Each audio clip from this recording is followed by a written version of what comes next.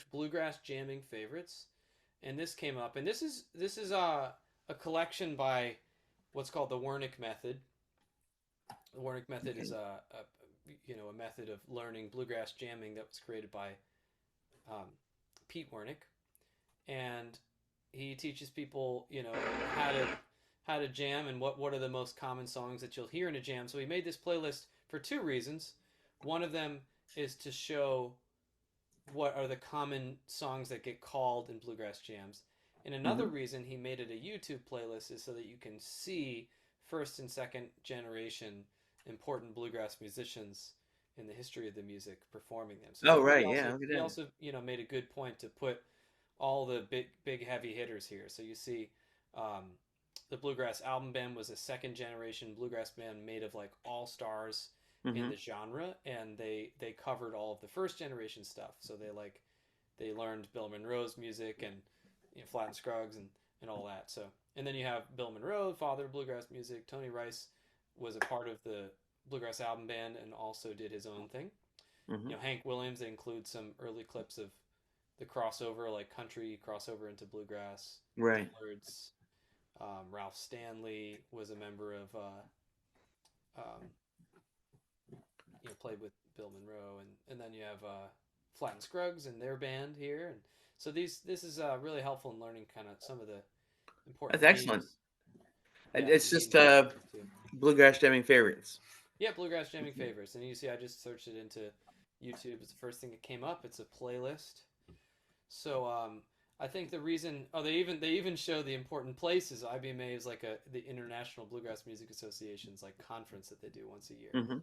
and so it's a really useful playlist for more than just learning. But I guess my point was the advantage of this app being able to extension being able to use for anything is that you can take a common song, like this is a very common song,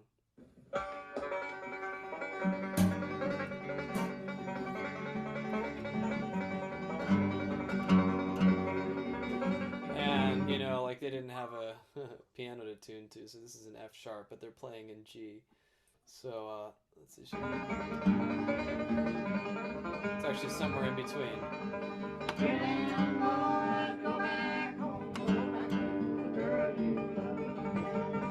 There we go. Yeah. So you play along with these tracks at like whatever speed. Hmm. You can even see the Yeah, that's chords in this awesome. one. Thank you for showing me that. That's fantastic. What's that? It's just called transpose. That's the name of the Yep. extension. Yeah, if you search transpose and the word extension, it should be the first thing that comes up. All right, I'm gonna do that. Yeah. So All right. I mean this is a good video for me to choose because I actually ended up using the pitch feature, which I don't use often, but it can fix these old recordings that were like Right. out of tune. So it's just really really super useful, especially in relationship to when you're working with older music.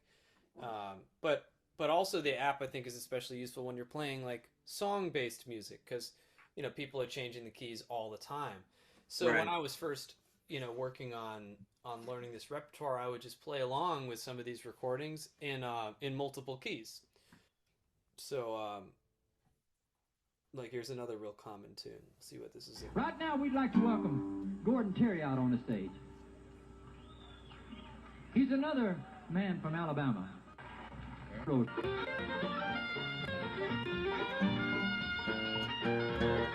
So yeah, B flat. Most people are gonna call this song in G.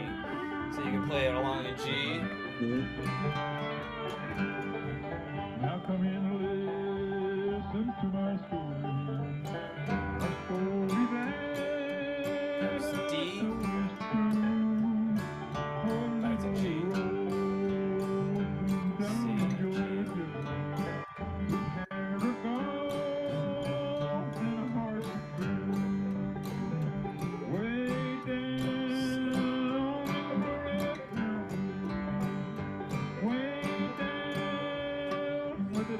D,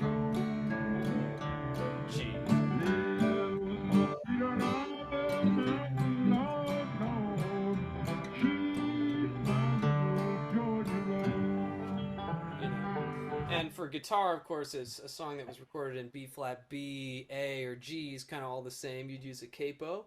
But for other instruments, of course, it's like really good. And learning this Mhm. song in like C would be worth it, too, because that if a like woman lead singer sings a song, they're probably going to do it in C or D. So it's just a real Right. great. And of course, working out breaks in the different keys is a good thing too. So two really good resources there.